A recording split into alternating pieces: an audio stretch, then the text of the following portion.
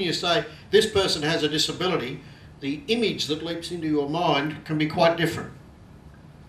It may be that you visualise someone in a wheelchair, or you may visualise someone who's blind, or you may visualise someone who's deaf, or you might think of somebody with asthma.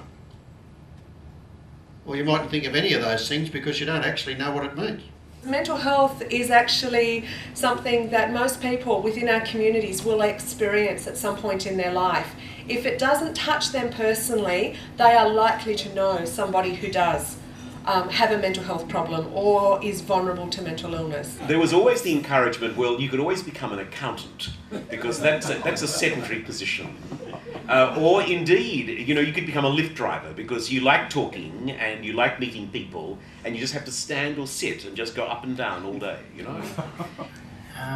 It's been very, very hard through labelling. One point in cases when I went from a normal school to a special school, I got branded pretty badly when I was at school.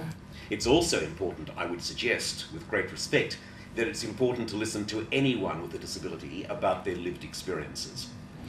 Depression is our greatest burden of disease in this country. By 2020, we think that we are actually going to lose more people from depression than we will from any other illness.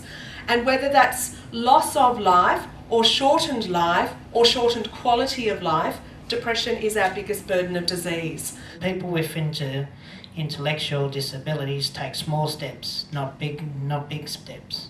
I've taken small steps to get where I am, and it's taken 7 years to get these small steps happening, and these oranges happening over 7 years to get where the orange is now open, ready to eat.